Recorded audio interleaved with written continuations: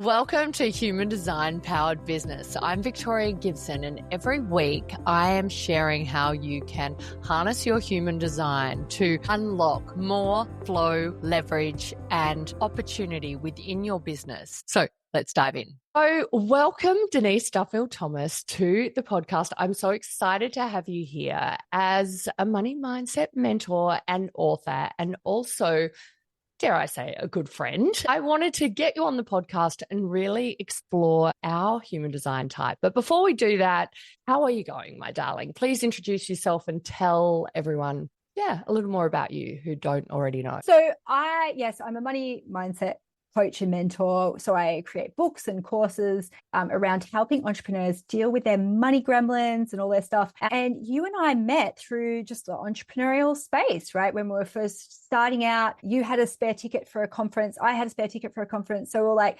let's meet up. And we just fell in love straight away. And you're just one of those people that is so easy to connect with. And you're such a champion. And I just want to say this right off the start too. When we were at our mastermind last week, where, what was there, 10 of us or so, and we're all having our hot seats.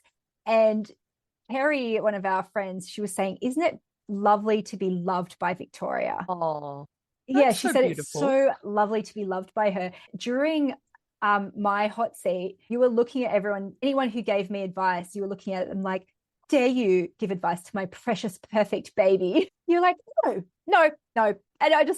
And it was so beautiful that she mentioned that, because she's just like, you're so fiercely loyal and loving to your clients and your friends. Yes, it is lovely to be loved by you. Thank you for saying that. And I love being loved by you. And I think there's something about as well, and I know, I've chatted with you about this, but my journey in jumping into new things, and I'm very much, as both of us being a manifestor in human design, which is really kind of like a bit of a human dynamo, right? Like we are here to act, achieve, do the things and kind of ignite others and express ourselves. And it comes very easily, but it also comes with a lot of creative pulls in different directions. It's sometimes referred to as a creative urge, where it'll come in and we'll be cycling through and we'll want to follow it. And it'll be such a deep pull to follow the creative downloads and urges that come through us. And you definitely, and within your design, you've got a lot of creativity within there. It's a big driver for you. And I know you have a lot of creative urges because we've talked about them. But one of the things I admire about you so much is your commitment and devotion to following through with especially this iteration of your business. And I know that you've had other iterations of business. So tell me about staying on track as a manifestor, particularly in business, because it's something I haven't been able to achieve. And it's something I've seen you really do amazingly well. Particularly the word devotion comes to mind in many ways over the years. So can you just kind of give us a bit of insight, because it's not going to be your natural desire to do it, right?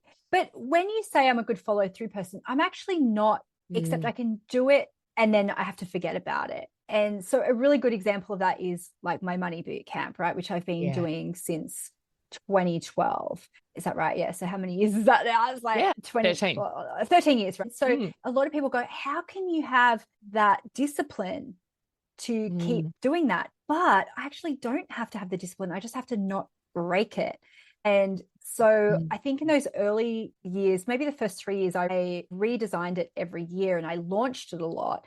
But then after that, I only re-recorded it every 2 years, and I pretty much do the same recording. I do the same transcripts. I just tweak them a little bit. So I actually treat myself like an alcoholic in a way. So if I do have a creative urge, sometimes if it's something that I can do, I'll do it. But a lot of times the creative urge for people comes in destroying something first.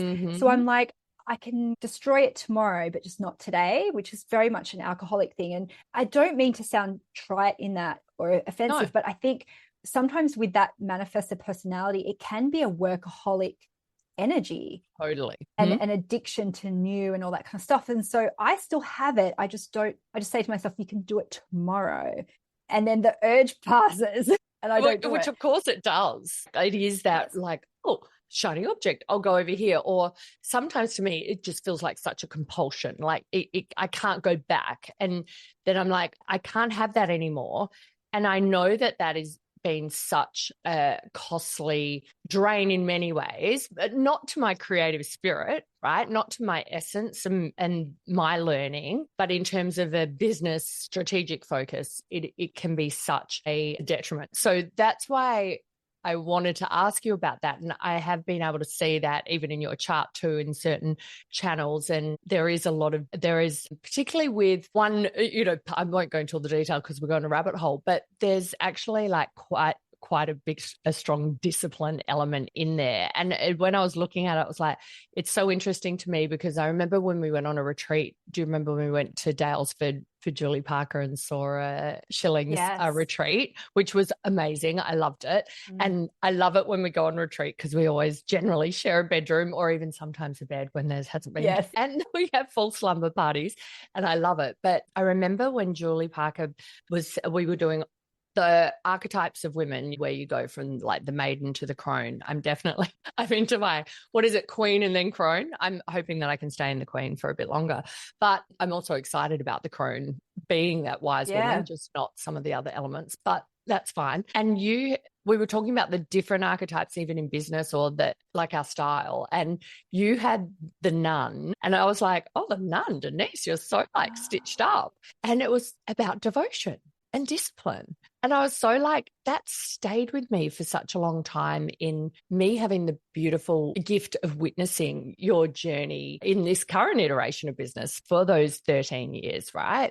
And we met 14 years ago. So it's actually, I knew you pre-kids, I knew you the author, the following that you have now, all of that. So I've been able to see that evolution from you going from the maiden to the mother, really, like in that archetype. But that nun archetype just really stayed with me because it was one that I went, even though that doesn't naturally come to me, how could I cultivate it within me? Not going against my design, but in order to serve me. And I think that I found that inspiring because normally I would have gone, that's just not me and I'm not going to do that. It's kind of like I used to say, I can't cook, so I'm not going to cook. I just don't cook. But in learning it and trying it, then I'm like, I really like cooking. So, you can borrow and try those on. I can't remember the one I had. I had one that was like almost like the sexy woman. You had the nun and I had this like the sexy woman. And I was like, not that I'm saying you're not sexy, but like what I mean, right? When I remember we've been at conferences and it's like, I'll go to the conference at night and then you go out at night and then you just crawl in at 3 a.m. and it's like, hi, but that's so beautiful because then we can download. I can be like, oh, this is what happened in the 9 a.m. session. You can be like, oh, I met the speaker at the bar last night at 1 a.m. and here's an opportunity for you. And I think that is a really beautiful like juxtaposition, I think. But I've completely forgot about the nun thing. I actually think it's almost, I think it's that solitude thing of, I don't feel like I need a lot of interaction with people. So I don't need that necessarily from my business. And so I think having somewhere to put people to be like, go into my Money Bootcamp, I've created this space for you, has been like great for me from a business point of view. But also it's like, but I'm like, maybe it's that hermit thing too, right? It's like, I'm just doing my own thing over here. But if you want something from me, you have to go there. And I often say that about bootcamp. I'm like, it's this or nothing because I don't have anything else to give you at the moment, literally, energetically, anything, because I've got kids to deal with or whatever. And it's been really useful also to separate myself energetically from the business, because I can go, my energy is in there, my course that I've created, but it doesn't need me to like, I don't know, be the guide all the time personally for people. That's been super helpful for me. Yeah. As well. And I think even like it's such a big part of being a manifestor is this lone wolf kind of element, right? We have this independent drive and a drive to do things alone and to move with that. It doesn't mean we don't want to be with people, but there is that very strong element of independence. And when we're able to do things so quickly and ignite things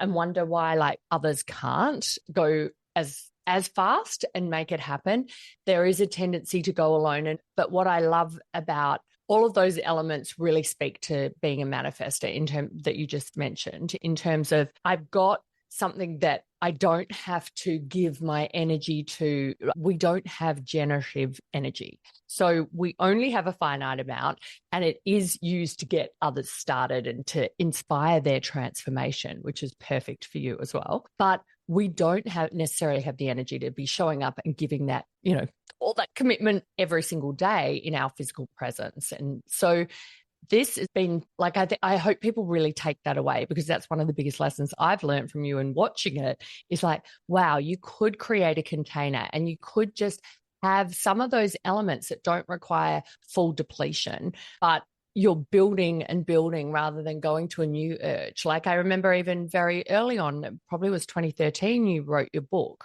the first book, Lucky Bitch. And if people haven't got Denise's books, people always tell me how much they love your books, and I love them too. So there's 3, there's Lucky Bitch, there's Get Rich Lucky Bitch, and there's Chillpreneur. There's not another one that which has been, Chillpreneur got renamed to Chill and Prosper, actually. I think this is a really cool manifesting story too, because when I self-published my books, and I didn't really care that much about traditional publishing, but it was kind of a little bit of an urge. But I got an email from a Hay House lady who is just on my newsletter list, right? And this is just always such a good lesson. You never know who's watching. And I was like sending my newsletter out every week. So she contacted me and said, look, I really love your stuff. I'd love to pitch you to my bosses at Hay House. And we went through the whole process, and she was like, look, they're a no at this time. And so this is when my business was called Lucky Bitch as well. And they were just like, it's just not Hay Housey, and I went, that's fine. I said, oh my God, just even going through this process has been so great. But now I'm going to go away and build something that you can't say no to next time. So then we changed my whole company name. So that's when I went to Denise DT. Also, my ads and stuff were starting to get disapproved because Facebook didn't like the word bitch. Like, it was just starting to become a bit of a problem. But I went away and built all of my social media numbers. And then I went back to them and said, hey, look, I've got an idea for a new book called Chillpreneur, and you can have the other books essentially for free and like as a package deal. And they went, yeah, great. And so we went through the process, and I hated the cover.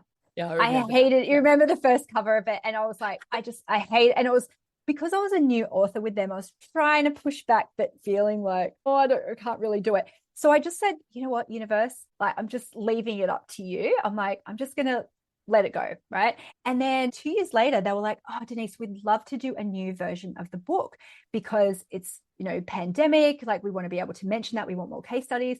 And I said, great. Like, we really need to change the cover. And they went, great, but let's change the name as well. Because they never really liked Chillpreneur. And so I was like, totally fine. But it was just such a thing of like going, I know it's going to happen. Like, just, that Manifestor trust sometimes you have. You just go, okay, fine, I've got other things to worry about. Like, we don't fixate on stuff. But I was just like, fine, whatever. And so then I love the cover.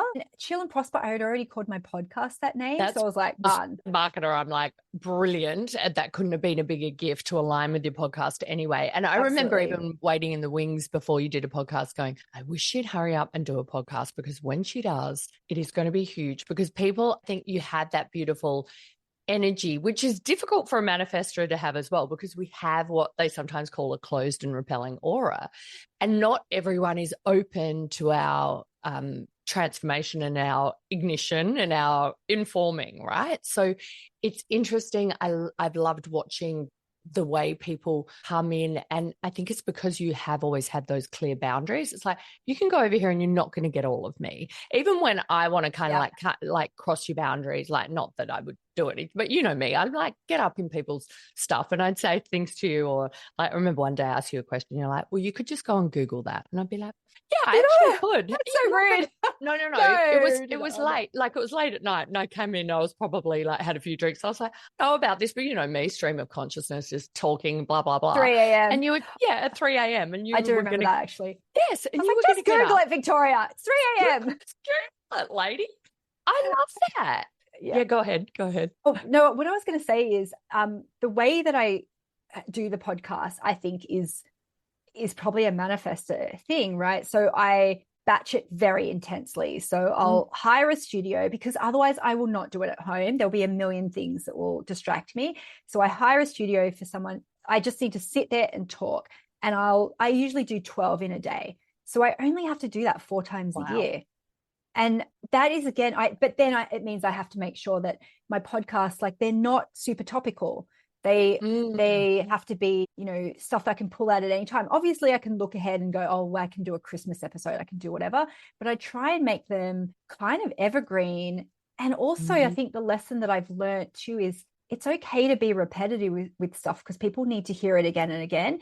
And I'm not always trying to reach the people who have been following me forever and, done all my things. It's like, it's always trying to get the new person. So I think, I don't know if that's a manifesty thing of just going, here's the thing, here's the constraint, and then I don't want to think about it until next quarter. Absolutely. And I know my human design teacher had said to me as well, he goes, the perfect kind of business for you is to come in and out. So you're not designed to be there the whole time, and you will start to get like, our not self theme is that anger, right? And I used to think, I don't think I really get angry. And then I thought about my parenting. Yeah. Angry, my children would make me when they were small. And Millie, I've got two kids that you know them very well. And Millie, in fact, has your birthday and your same human design life theme, even though she's a projector, so very different.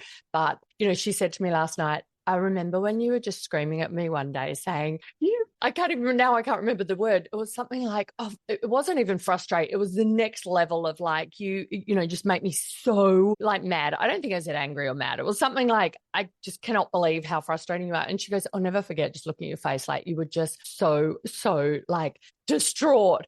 And I was like, because I just couldn't get through to you. And it was so like, I was so annoyed. So then I realized anger comes in. But yeah, that having to show up not on our terms, I think can be very difficult. So that batching that you just mentioned, which everyone always admires when you say it's such a manifestor thing too. Like you go, I just like did, 50 podcasts in 2 weeks or whatever you say. And people are like, oh my God, like, and you do, because it's beautiful. So like, that's I want the container. I want to be on. I get my hair and makeup done. I'm like, so even today, right? I was like, I had 2 gaps. Normally I would do 5 in a row. And Mark, my husband, had put in the orthodontics appointment. It should just be an FYI, but he's blocked it out in my calendar. So then I said to our mastermind group, hey, I've got 2 slots tomorrow, because I don't want to just sit here and be like, what to do with my life for 2 hours waiting for my next podcast. So it's like, I just want to be very contained with stuff like that. So I have freedom then during my week, because I find it so difficult. Like when Mark came into the business, he's a projector, but he needed to have all these touch points with me to be like, and he still does it, where he's like, so we're doing our SMA launch. Like, are we going to have the close on the thing? What? And I'm like, I've had this conversation once. I never want to have it again. Why are we having this conversation? It's so boring to go over old ground. But if I can do it where it's just like, okay, I'm there, I'll do my thing, and then I don't have to think about that. That's the only way I can do the business. And I think that's why it's been so good with having the same business, because I'm like, I don't need to, like, that's done, like I don't have to have that question mark in my mind. What's my next course? When am I going to launch it? That's why I also made my course evergreen. So then we can still do launches, which Mark pretty much takes care of now. But we can serve those people who are instant gratification people. And it's just like, cool, I've got somewhere to send you. When he came in the business, he was like, oh, you could do a mastermind. We could do all these things. And I was like, I don't want to. I just don't want to. And I don't think I can if I don't want to. It doesn't matter how much money something like that would make. I'm like, I can't do it. Yeah. And I think for you as well, Lane, I've always been, in admiration of it, but also like envious of having you put in place those kind of like I think Kerry was talking last week about having guardrails on things. And I thought that was such a good term to use, in having guardrails in your business, where even when I started my mastermind, right, in 2013, and you'd come on the retreats and coach, I mean, how lucky were those women to like have us first start, but also like have that opportunity. It was amazing. And then we could catch up. It was great. It was fun. They were the best of times. But in terms of that, like it's kind of like you said to me, oh, well, you can have that person, they can join your mastermind, when you had been coaching, and you just put a line in the sand, said, I'm not doing coaching with clients anymore. one-on-one. Like, it's just not going to happen. And you could have had, can you imagine how many people would have kept wanting that? And for you not to have put that guardrail in, you would have been blocked in starting this scale. Not that you were like, I'm going to scale and take over the world, but you just put those guardrails in and really believed in that direction. And once again, that discipline and devotion of staying there despite wanting to be pulled off course, whether it be by Mark or, you know, a million other ideas. And even the good thing was, I remember also you saying when you'd have some other creative urges, like doing the branded like merch and products. And I mean, you did have decks, and I mean, you'd always, what about the jumpsuit with the bees on it? I mean, my goodness. Yeah. Like, there's definitely bits where, I mean, I still get distracted a little bit, but I just don't break that core thing. On the one-to-one thing, it'd be really interesting to see if this is in my chart too, because I did like one-to-one, but I maxed out.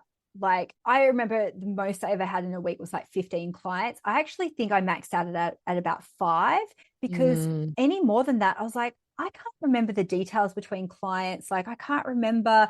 I couldn't hold all of that. And so, and also I feel like I'm not that good at it. So occasionally someone will go, oh, you know, can you please do one-to-one? And I was like, look, I would take your money, but I'm not good at it. Like, it's not, I'd prefer to speak rather than listen. And like, not good at it. So it would be a waste of your money. And so that's why, you know, boot camp's great. But even when I do my money archetypes, I only do it once a year. It's, you know, a set time, and I can give myself to it for that time. But apart from that, it's not my skill set, you know? Yeah. And it's so interesting you say that about the speaking, because as manifestors, that's where all the manifestation takes place, in our throat, right? So the expression of ourselves, that's how we create. So when we're talking as a manifestor, it's about creation, and that drive we've got a motor directly to the throat. So that is what has to come through. And I know when I studied life coaching, and they're like, you have to hold the space. You can't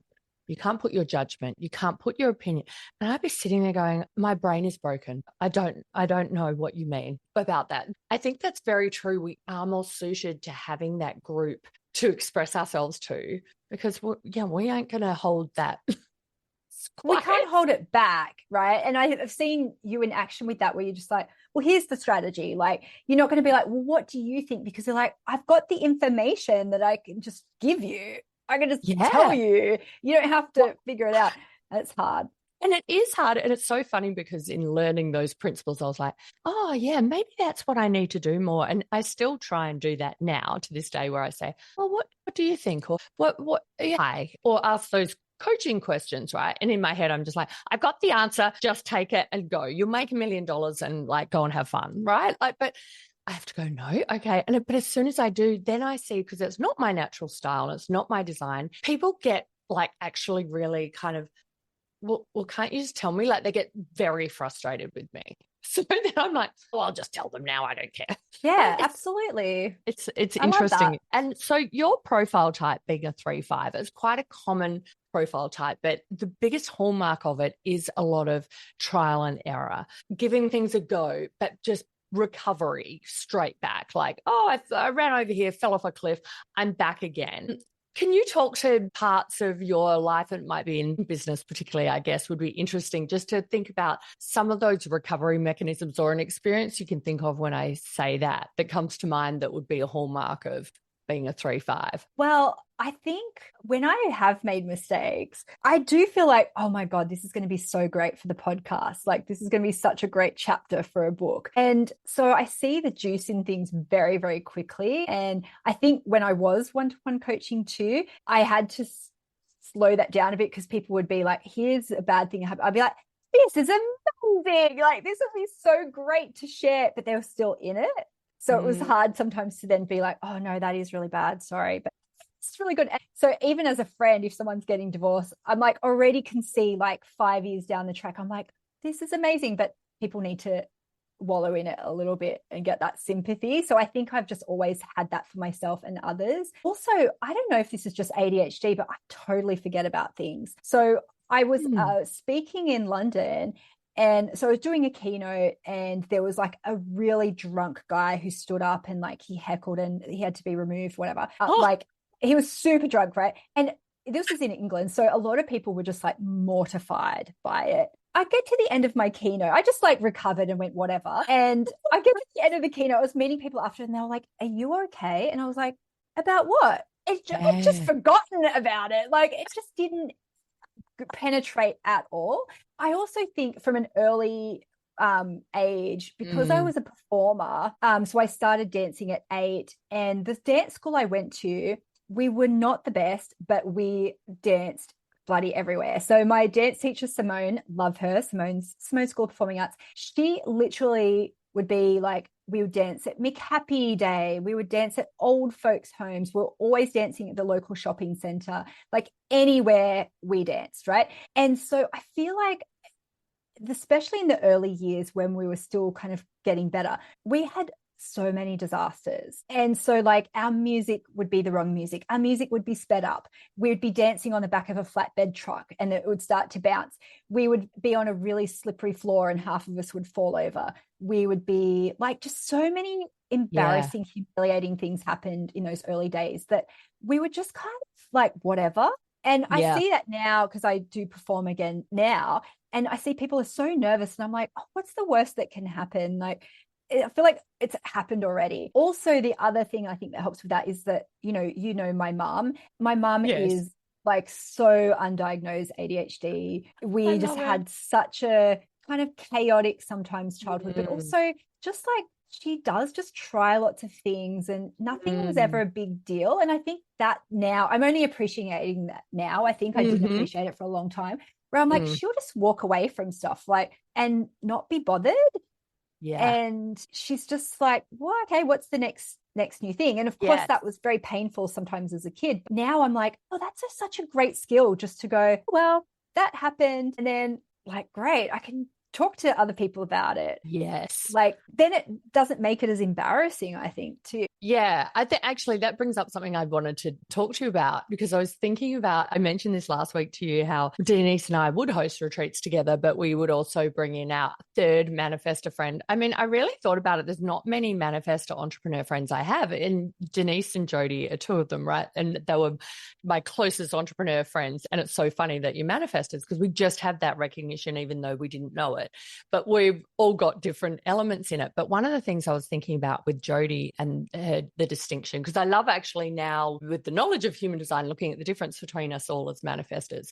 But one of the things that I was thinking of that was different was that Jody grew up in a family of brothers and her dad was very much part of the family. Mum, dad, very nuclear family, and no families are perfect. And I'm sure she's not going to say hers was, but it was a really strong family unit. And there were certain things that I think Jody expects, because her dad would always be like, okay, Jody, she's the girl and here's the things that happen. And not that Jody expects certain things, but I think you and I growing up as single mothers, as manifestors, where we're free, we're left kind of free to do a lot of our own things. And I think that's such a gift if you do have a manifestor child, which I know a lot of people do now because of sort of the way the world's changing. A lot of manifestors are being born, which yay. Which is kind of cool. So if you speak to more people, so many more women are like, my baby's a manifestor. And you're like, yes, I know, because that's kind of the way the world is moving they need to be, yeah. I know, right? Exactly. So, but what I was going to say to that was that there's something as well about that being driven to succeed. Yes, we've got the manifestor element, but I think growing up with a single mother, obviously economically, that is not an abundant place to be for most people, right? So talk to that for me, like, in terms of that being a driver. It can also be a hindrance, I understand, but in seeing that kind of like sheer, I've got to get this because I've got to provide for myself. Like, tell me about that. Yeah.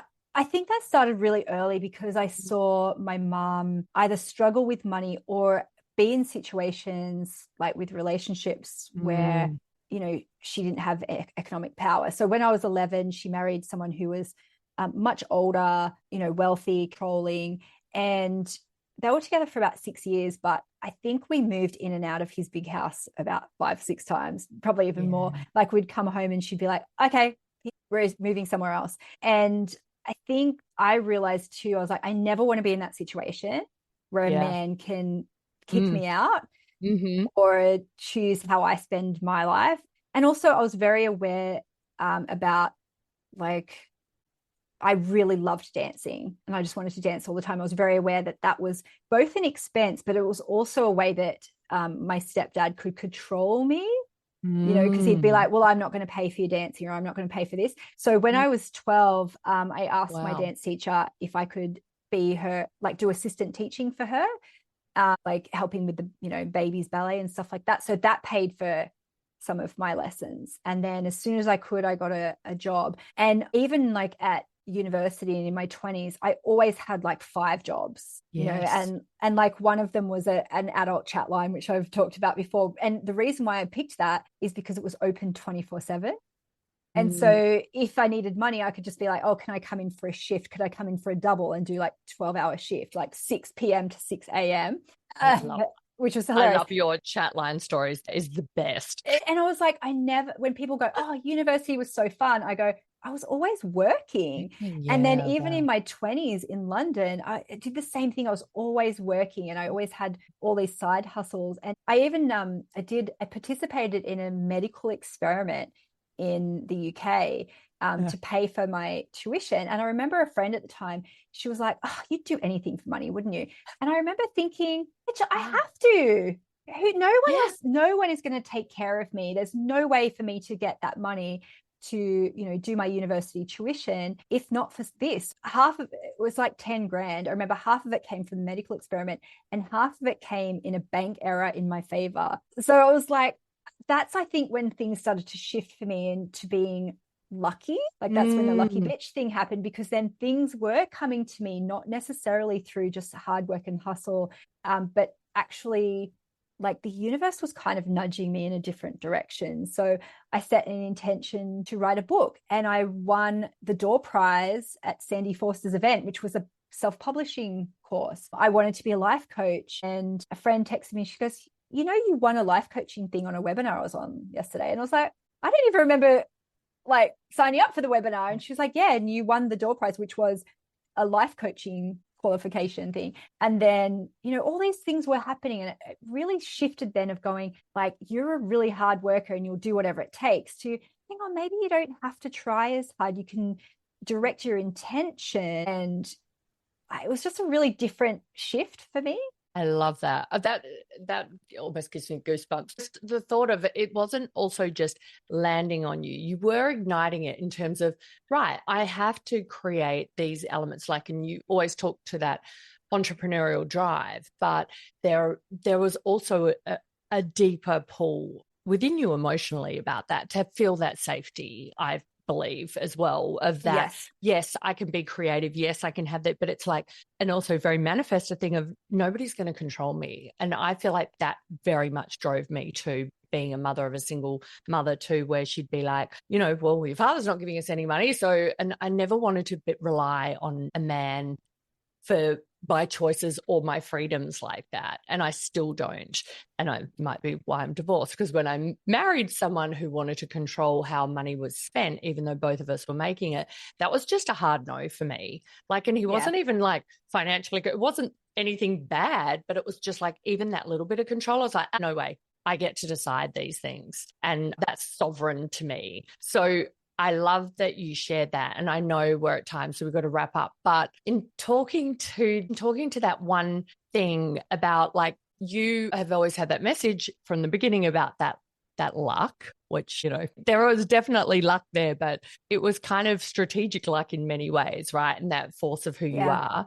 But in talking to that, determination or seeing that opportunity, is there just something you'd like to share with other women? I know they always ask you, women in business who see your success and they want to emulate it. And this is part of my drive to say to people, you can do it on your terms and do it differently. Maybe just leave us with that one thing you think you have done differently that has worked really well and really given you that leverage, maybe that you haven't even talked about before, or there's something that... Well, I always think of my grandmother, right? So my grandmother died when I was 25 and I was really close to her, but I think even more than my mum, she really would drum into me, don't ever be dependent. She'd always say to me from a young age, she'd be like, I hope your grandfather dies this year.